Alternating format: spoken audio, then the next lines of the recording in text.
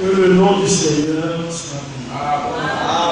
Je vous salue dans le précieux nom de Jésus-Christ, notre Seigneur et notre Sauveur. Vous savez que David disait quelque part, je suis dans la joie lorsqu'on me dit, allons dans la maison de l'Éternel.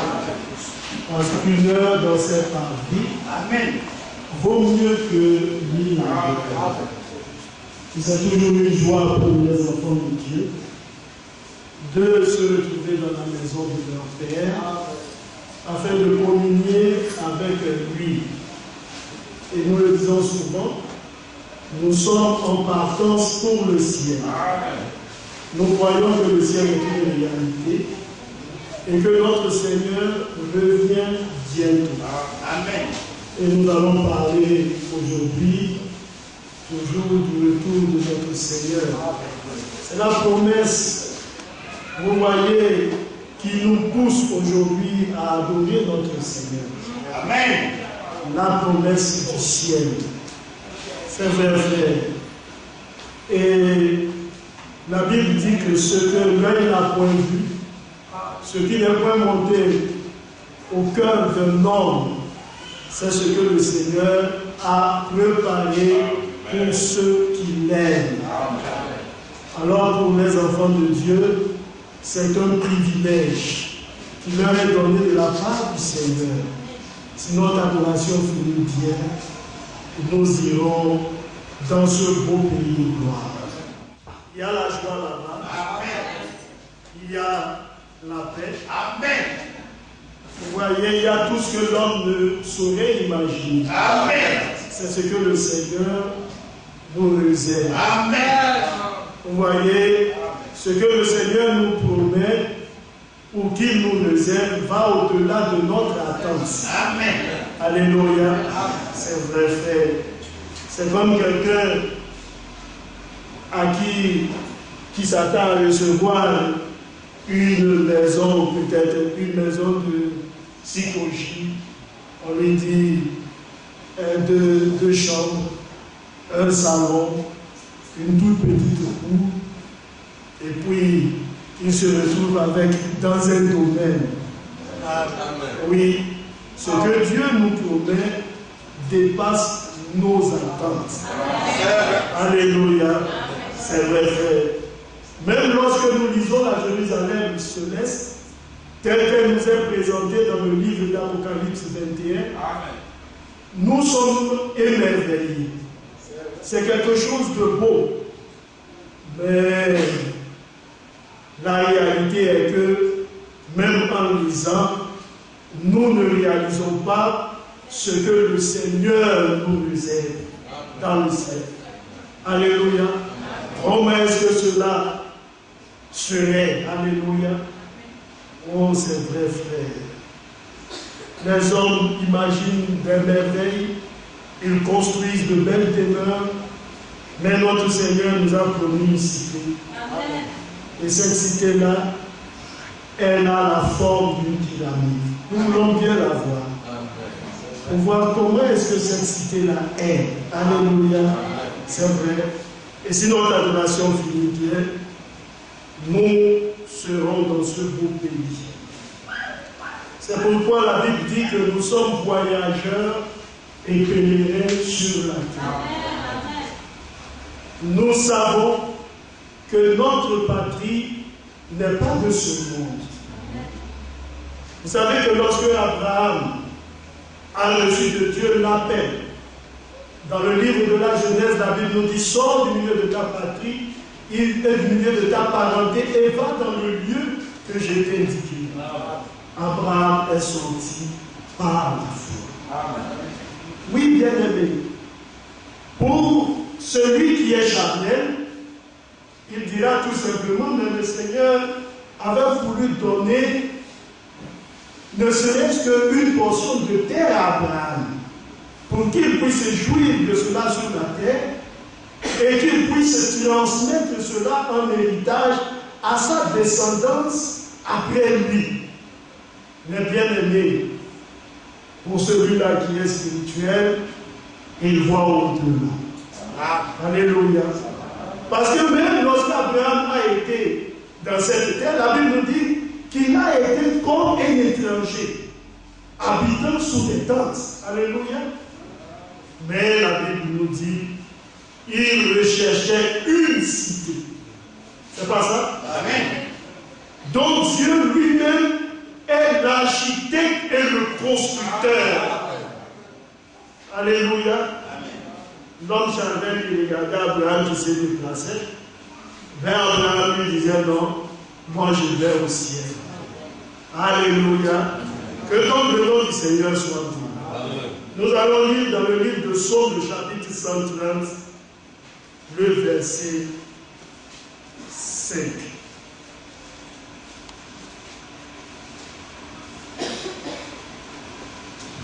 On peut lire même à partir du verset 1er, mais c'est le verset 5 qui nous intéresse.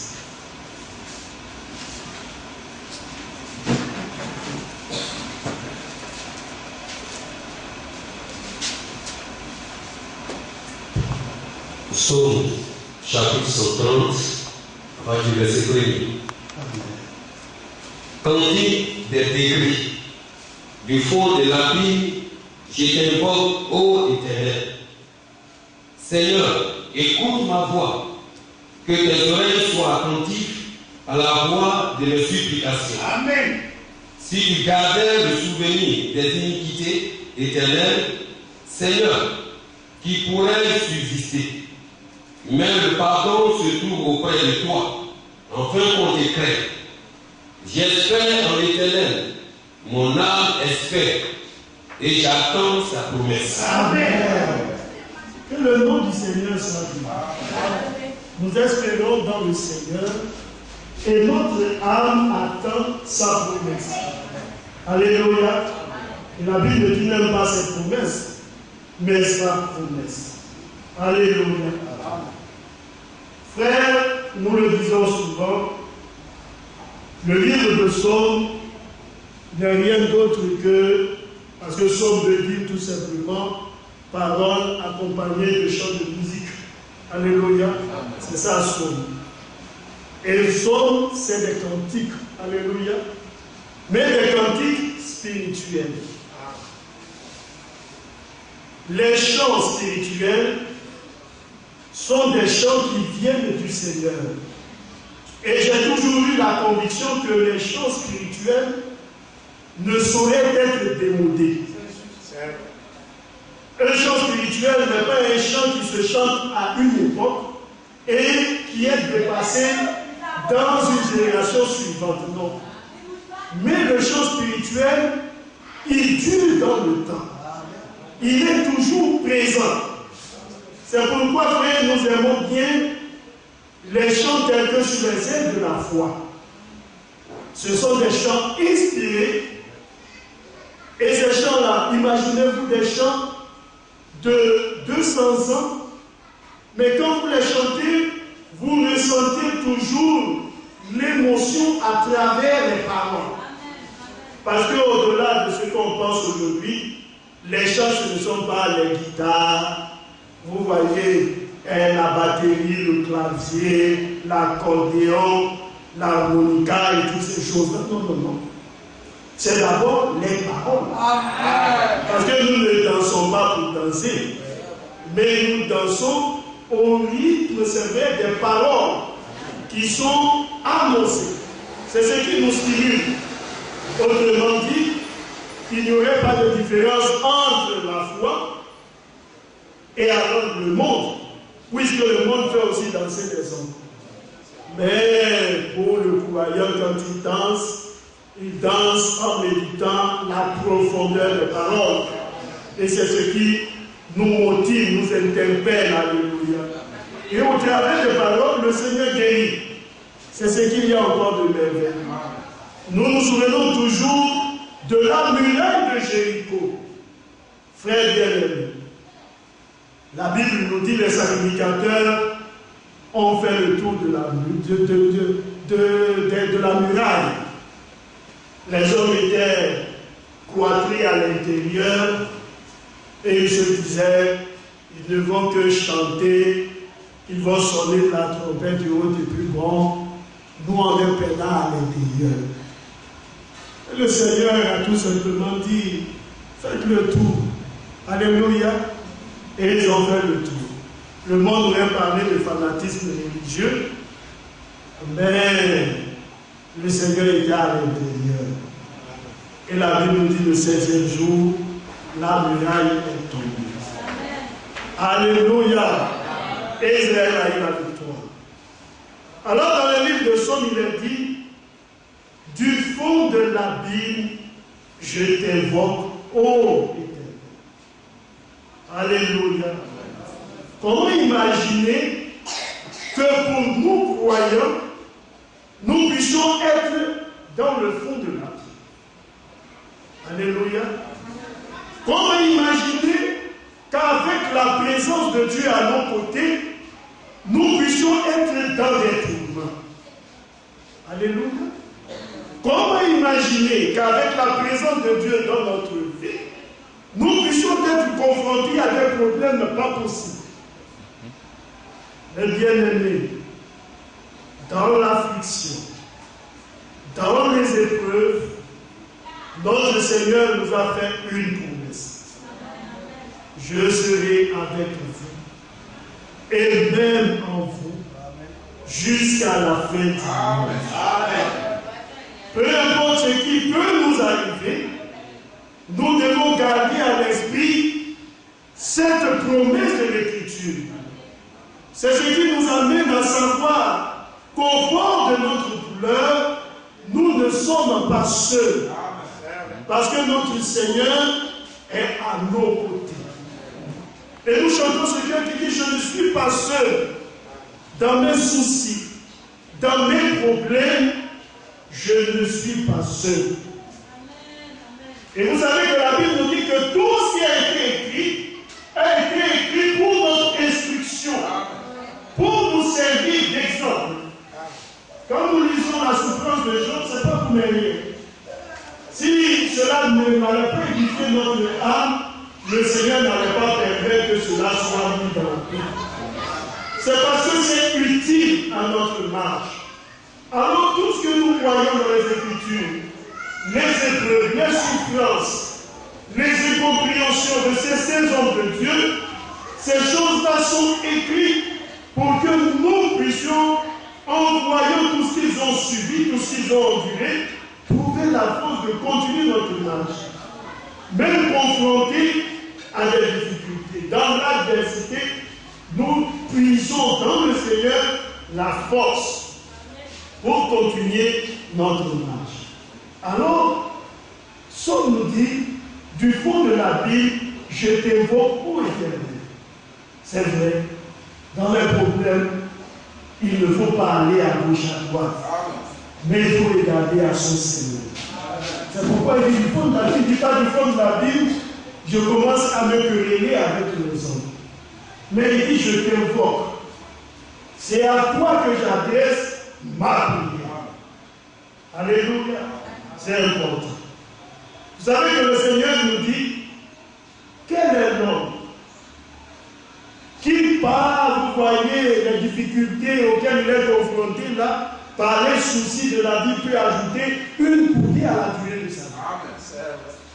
Alléluia. Est-ce que, parce que je souffre assez, que ça va prolonger ma vie sur la terre? Aucunement. Alléluia. Et aujourd'hui même la science nous dit que trop de soucis, ça donne des ulcères. Alléluia. Alors il dit, du fond de la Bible, je t'invoque, ô Éternel. Alléluia. Parce que notre Seigneur, il répond à nos prières. Il répond à nos prières. Lorsque nous lui parlons, il écoute. La Bible nous dit, quand le malheureux crie, l'Éternel entend. C'est ce qu'il fait. Alors lorsque nous crions, il entend. La preuve, c'est qu'Israël, en Égypte, a crié. C'est pas ce que la Bible nous dit. Quand Dieu parle à Moïse, il dit, j'ai vu les souffrances de mon peuple, les cris que lui font pousser ses oppresseurs, et je suis descendu pour le délivrer. Quand Israël a crié, Dieu a entendu. Et il a secouru. C'est ce qui est réel. Alors il dit, du fond de la Bible, je t'ai repos éternel. Seigneur, écoute ma voix. Alléluia. Ah, frère, nous avons longtemps parlé de l'histoire de David. David était dans le fond de la Bible. Il a crié au Seigneur et le Seigneur l'a écouté. N'est-ce pas? Au milieu de la conspiration, le Seigneur l'a secouru. Dans la difficulté avec son fils Absalom, le Seigneur l'a entendu. Avant qu'il n'accède à la royauté et pendant la royauté, David a mené des combats rudes, mais Dieu l'a toujours. Alléluia. Et c'est bon de savoir qu'un homme qui avait fait une pareille expérience avec le Seigneur nous donne ce témoignage. Pour dire que comme le Seigneur m'a secouru, pour vous aussi qui lisez ces paroles, le Seigneur a la même puissance pour vous secourir. Alors il dit, Seigneur, écoute ma voix. Que tes oreilles soient attentives à la voix de mes supplications. Quand je viens, je te supplie. Oui, frère, c'est cela. Et notre Seigneur du haut des cieux, quand il nous regarde, il aime bien ça. Quand les enfants de Dieu s'humilient et commencent à le supplier. C'est pas ça. Dans le pays de la captivité, la Bible nous dit, lorsque Israël était menacé, du temps de la reine Esther, frère, c'était même la race qui était menacée par le biais d'un homme qui voulait assouvir un besoin personnel. Alors qu'est-ce qu'il fallait faire? Il fallait tout simplement décimer le peuple de Dieu. Frère, même dans la captivité, Dieu avait un regard bienveillant sur son peuple. Et il regardait ce peuple de Juda. Alléluia. Mais voici un homme, Aman, je crois bien. Il s'est levé et parce qu'il ne supportait pas la présence de Mardochée, il fallait donc s'en prendre à tous ceux-là qui étaient proches de Mardochée. Donc c'est-à-dire les frères de Mardochée. Il fallait décider ce peuple. Quand il rentrait, il avait de l'estime aux yeux du roi. Alléluia. Mais Mardochée, la Bible nous dit, il était à la porte du roi et lui, il ne s'en préoccupait pas. Aman ne le supportait pas. Comment il fallait faire pour tuer Mardochée et tuer le peuple de Dieu? Il avait fait un édit, alléluia. Le roi a mis le sceau et il était prévu que le peuple soit, vous voyez, décidé. Mais quand Israël s'est réuni, quand Israël est rentré dans le deuil et qu'ils ont cherché la femme du Seigneur, ils ont commencé à prier. Et quelquefois, nous ne comprenons pas les choses, frères. Quand ils sont allés voir Esther, Esther dit, ah, ce que vous me demandez là est difficile. Si le roi ne demande pas ma présence et que je m'hasarde à aller, s'il n'est pas de bonne humeur, alors je vais perdre ma vie. Mais bien aimé, que tu perds ta vie en ce moment ou après, c'est la même chose. C'est pas ça? C'est la même chose. Oui, bien aimé. Alors qu'est-ce qu'il fallait faire? Mardochée lui dit, tu penses que parce que tu es arrivé à ce stade-là, tu vas échapper. Et qu'est-ce qui te fait dire que ce n'est pas à cause de ce moment-là que Dieu t'a mis à ce rang-là? Oui, bien aimé. Alors nous disons par le biais de la parole que les dons spirituels sont pour l'édification. C'est pour, vous voyez, toute la communauté. Ce n'est pas pour que toi seul tu t'asseyes et tu sois content. Amen. Mais Dieu le fait pour que celui qui est à côté puisse aussi en jouir. Alléluia. Oui, bien. Et lorsqu'ils se sont mis dans le jeûne, dans la prière, qu'ils ont cherché la face du Seigneur, dans la supplication, alors la Bible nous dit que le Seigneur a écouté. Et il est arrivé que ce que Aman a voulu leur faire est tombé sur sa tête à lui. C'est ce que dit la Bible. Quand ton ennemi a fait, il ne faut pas le maudire. La Bible nous dit s'il veut manger, il faut lui donner. S'il veut pas, il faut lui donner. Il ne faut pas le faire dans le but que le Seigneur le châtie. Il faut le faire dans la bonne disposition du cœur. S'il est de bon, vous voyez, il a un cœur repentant, le Seigneur lui fera grâce. Mais s'il a toujours pour objectif de vous nuire, alors le Seigneur lui donnera le salaire qu'il mérite. Ça aussi, c'est une réalité. Alléluia. Alors Aman s'est retrouvé un beau jour, lorsque le roi manquait de sommeil. Et ça, c'est le Seigneur qui l'a fait. Il dit, amenez-moi le livre des chroniques Élysée. On a lu. Voici ce qu'a fait telle personne. Bon, il y a arrivé un moment où il y en a eu une conspiration, mais ça a échoué. Pas le biais de qui m'a gauché. C'est qui m'a gauché? C'est cet homme qui s'assoit à ta porte tout le temps. C'est juif. Il dit, mais on a fait quoi pour le récompenser? On dit, ouais, on n'a rien fait. Il dit, ah. Et puis, Aman est rentré. Alléluia. Ça, c'est l'homme du Seigneur qui fait toutes ces choses. Aman est rentré et le roi lui dit, Aman, trouvez-vous que le roi veut honorer? On fait quoi? Ah, l'homme dit, lui, résume tout à sa personne. Moi, si le roi demande ça, c'est pour moi. Ça ne peut qu'être que moi. Alors il dit au roi, on prend l'âme, je crois que le roi monte, on met l'individu dessus, on met la main du roi, je crois, sur son doigt, et puis on le met, on le fait marcher, et il y a quelqu'un qui est devant lui et qui crie, ainsi est l'homme que le roi honore. Amen. Le roi, il dit ça, c'est une bonne inspiration. Mais ce héros, ce serviteur, ça sera toi. Tout ce que tu as dit, fais-le sans vous mettre un point. Pour le faire pour ma bouche. Amen. Alléluia. C'est bien. Mais c'est parti à partir d'une supplication.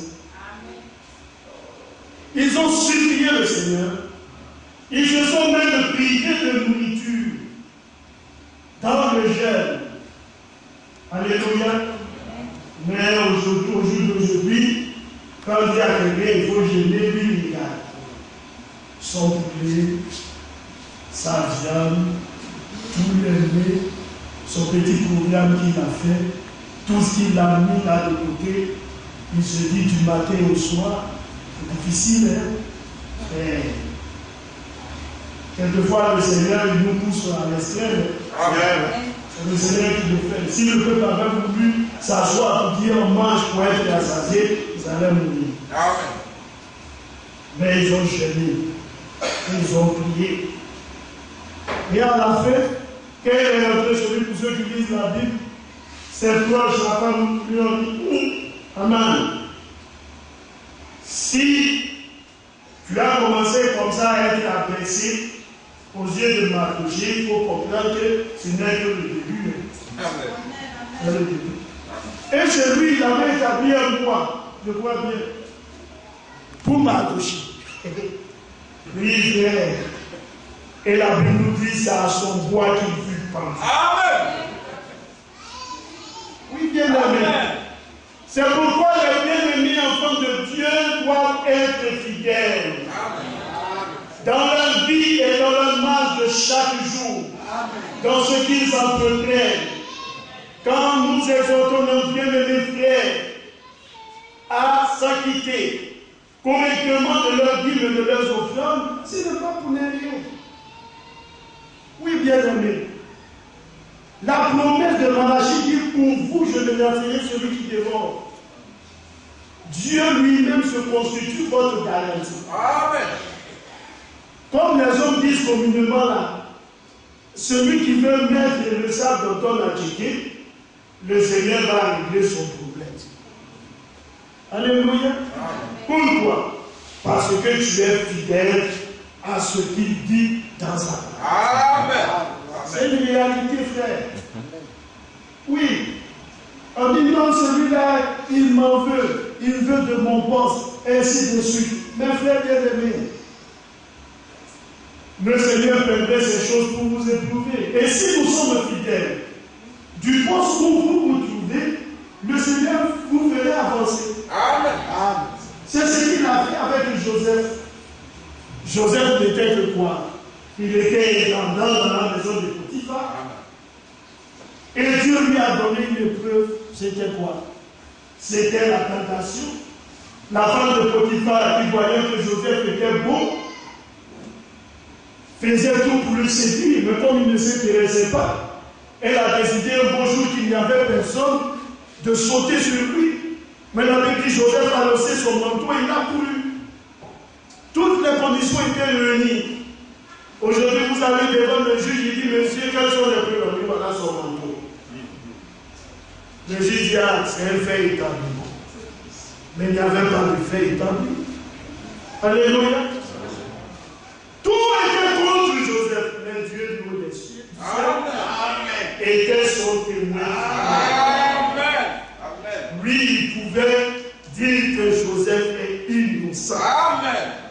Alléluia. Mais il fallait qu'il passe par là pour arriver à la grandeur. Alléluia.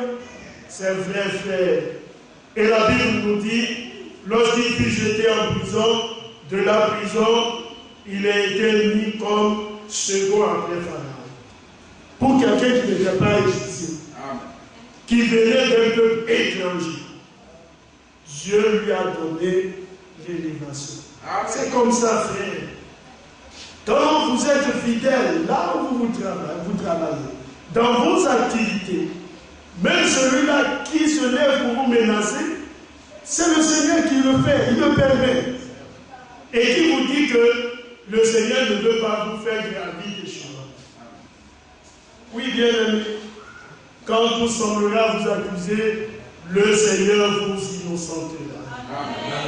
Et alors, le mal qu'on a voulu vous faire se changera pour vous en bien. Notre Seigneur, il le fait. Mais pourvu que nous lui soyons fidèles.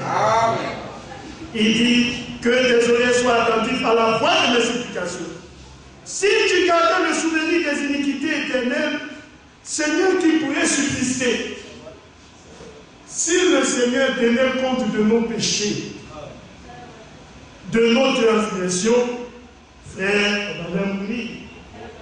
On ne serait pas de ce monde. Mais on ne le dit pas pourquoi on a péché. C'est pas ça.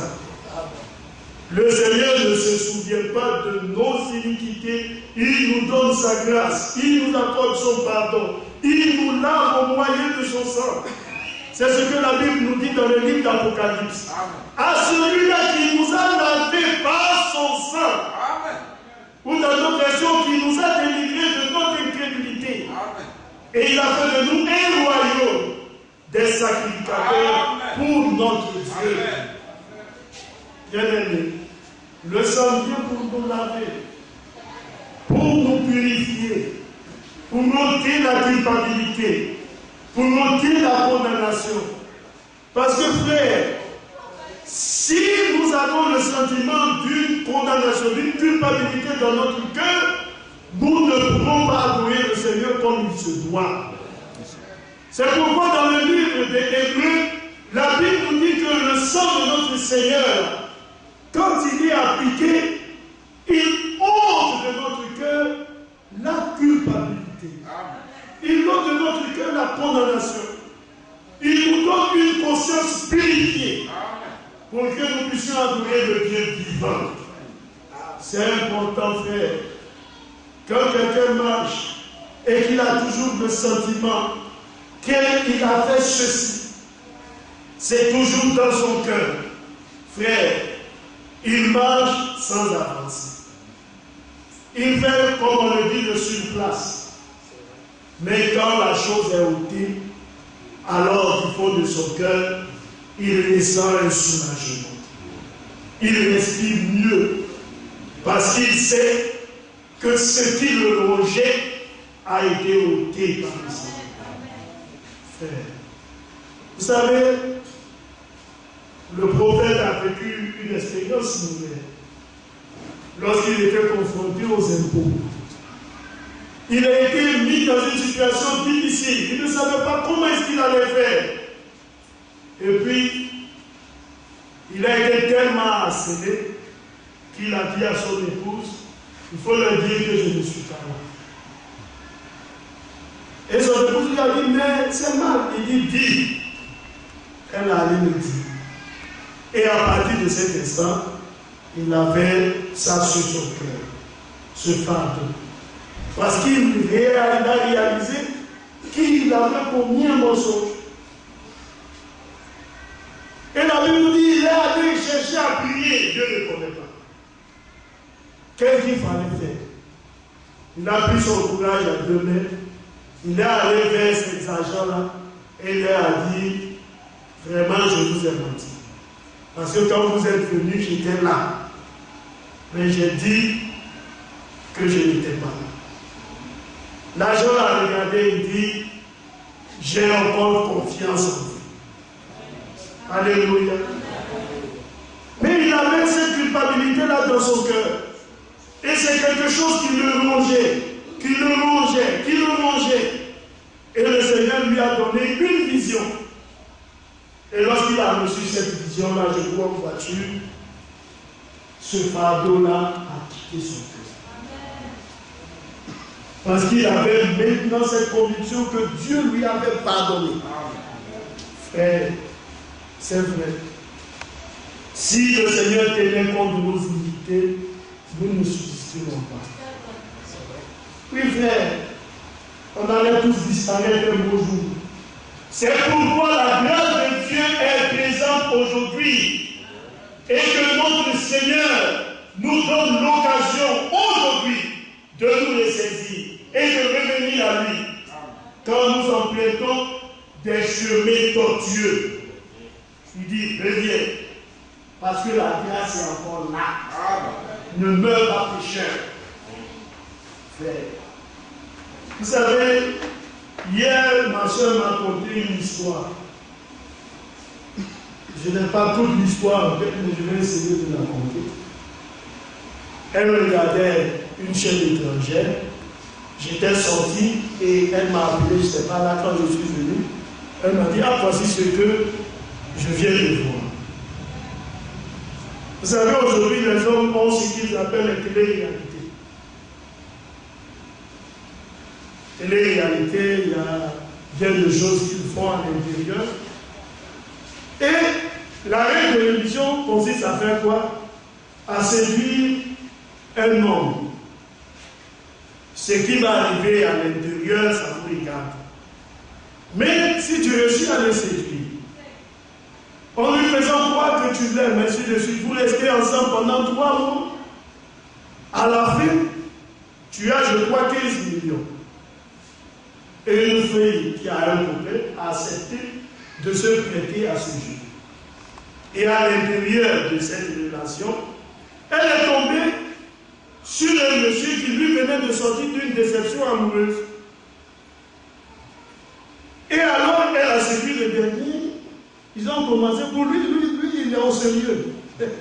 Le diable est mauvais. Lui, il est au sérieux. Mais la vie, pour elle, c'est un jeu. Pour arriver à avoir 15 millions. En complicité avec son petit ami. Bien aimé. Mais la fin, elle a été tragique. Parce que ce dernier qui lui avait mis la chose dans son cœur, avait après surgi un autre homme. Il avait une proximité entre lui et ce dernier. Il ne comprenait pas. Pour lui, il y avait une relation entre ces deux, mais il n'en était rien. Et le monsieur allait prendre du poison pour tuer, je crois, les deux. Mais s'ils ont su, ils ont pu éviter ça. Ce dernier lui a promis un bel avenir parce qu'il devait enseigner, professeur à l'université. Bien aimés frères. Et dans cette relation, le monsieur qui fuyait à la maison avec un couteau, on l'a interpellé, ils ont dit non, il n'en est rien entre le monsieur et la fille. Le monsieur a assisté un bon coup. Et toujours dans l'émission, on dit à cette dernière, dis au monsieur, il faut lui faire croire, tu as, je crois, quelques minutes pour lui faire croire que tu l'aimes toujours, malgré qu'elle ne l'aime pas. Si le monsieur accepte, il te croit, tu repars avec les 15 millions. S'il ne te croit pas, c'est lui qui part avec les 15 millions. Et elle a tellement bien parlé au monsieur, ils ont écrit dans une enveloppe les réponses. Et puis on lui dit encore, il faut parler au monsieur. Elle dit au monsieur, vraiment, moi je ne t'aime pas. Tu as été naïf. Le monsieur est tombé des nues. Mais bien aimé, ce que les hommes avaient oublié, c'est qu'il avait toujours son petit couteau. Il s'est emparé de son couteau, n'ayant pas supporté la douleur, il a poignardé la fille. Pour une question de télé-réalité, 15 millions. Et elle a perdu la vie. Elle est même morte. Et à la fin, les gens disent, ce n'est pas une histoire, c'est une réalité. Après, ma soeur me pose la question, elle dit, cette dernière-là, c'était une belle fille. Son sort là, c'est quoi? J'ai dit, moi, je ne peux pas répondre à ça. Bien aimé. Son sort, c'est quoi? Pour 15 millions. Moi et mon copain, on va payer une maison, on va payer une voiture, ceci, cela. Elle est morte. Uniquement. Et les autorités ont décidé de mettre les organisateurs de l'émission aussi en prison. Mais bien aimé, la vie est morte et le diable, il s'est réjouit.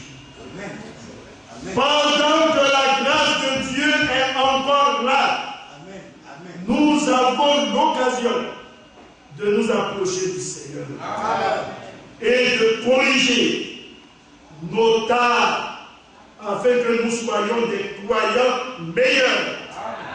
Alléluia. Alors il dit, mais le pardon se trouve auprès de toi afin qu'on te crée. J'espère en l'Éternel. Mon âme espère. Ce n'est pas notre corps, mais notre âme. Parce que frère, Ézéchiel nous dit que l'âme qui pêche, c'est elle aussi qui mourra. Et le Seigneur dit, n'ayez pas peur de celui-là qui peut seulement détruire le corps, mais celui-là qui peut faire périr et le corps et l'âme. Et ça, c'est notre Seigneur. Il nous a montré comment est-ce que l'âme sera détruite. Ça, nous lisons au travers des Écritures. Pour le corps, là, plus ou moins chacun a déjà vu. Un homme dit jusqu'à un bon matin, dit, ah, il est décédé. Ça, on a vu. Au moins, chacun a dû voir un corps. Mais le Seigneur dit, je vais vous illustrer comment est-ce que l'âme va être détruite. Et il nous a montré cela dans le livre d'Apocalypse. Lorsque les livres seront ouverts et le livre de vie, Jean dit, j'ai vu s'avancer devant le trône, les petits et les grands. Et alors, chacun était jugé d'après ce qui était écrit dans son livre. C'est pas ça? Les gens disent ma biographie. Dieu là, il a notre biographie parfaite, sans omission. Alors, il dit chacun viendra pour être jugé d'après ce qui est écrit dans son livre. Ah oui, frère. C'est pourquoi le Seigneur il nous juge maintenant.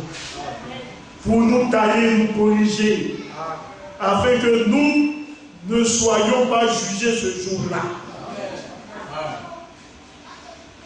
Et la Bible nous dit, si quelqu'un n'avait pas trouvé son nom écrit dans le livre de vie, il était pris et jeté dans le temps de feu de souffle qui est la seconde mort. Ça c'est l'Apocalypse chapitre 2. Alléluia. Oui, frère. Alors notre âme, elle a besoin d'être en sécurité. Elle a besoin de recevoir de la part du Seigneur une certaine assurance. Bien aimé, un homme s'assoit et il mange bien à longueur de journée. Mais quand il est question de manger la nourriture spirituelle, alors là, il trouve qu'il ne peut pas manger. Bien aimé. Qui d'entre nous oublie de manger son repas le matin? Celui de midi. À moins que vous n'ayez pas d'argent. Mais quand vous avez les moyens, alors vous mangez le matin. Vous mangez à midi. Même entre le matin, le petit déjeuner et puis le déjeuner, vous mettez quelque chose. Alléluia. Entre le repas de midi et celui du soir, vous mettez quelque chose. N'est-ce pas? Après avoir bien mangé la nourriture de la nuit, vous mettez quelque chose dessus. Les fruits, c'est pas ça, les desserts. Ah, il dit, et le corps, il brille. Il est en bon point. Quand on te voit, dit vraiment, tu grossis. N'est-ce pas? On dit, oui, vraiment, ton alimentation est équilibrée, tu manges sain. Alléluia. Le sang est de bonne qualité. Tout ça, c'est bien.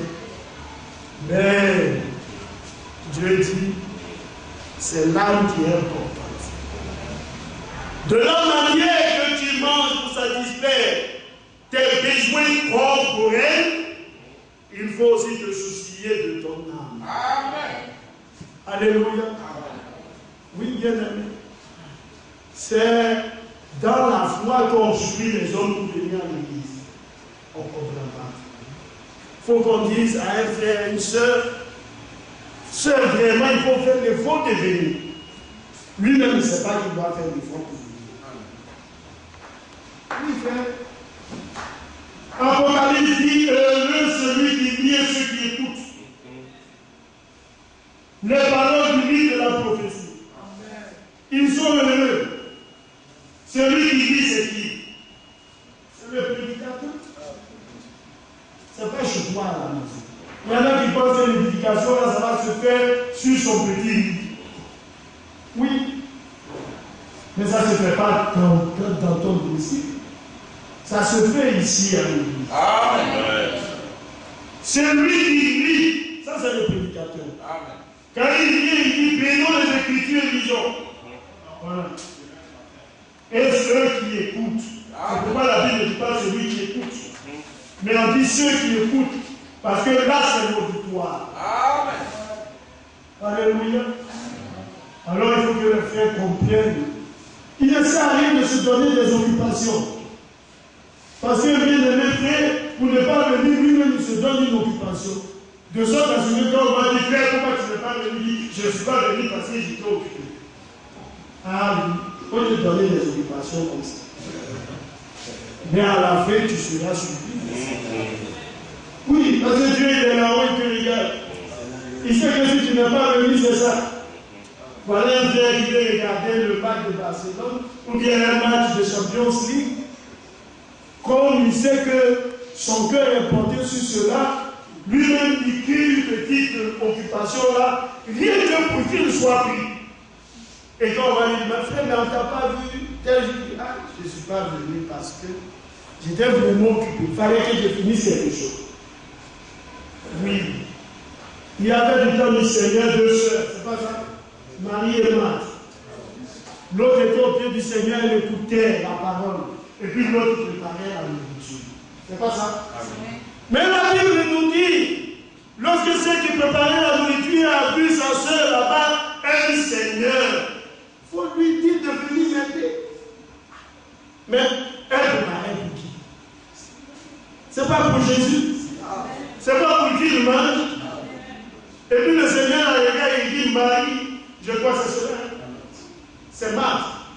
Alors il dit, l'autre a choisi la bonne part. Et cela ne lui sera pas autant. Amen.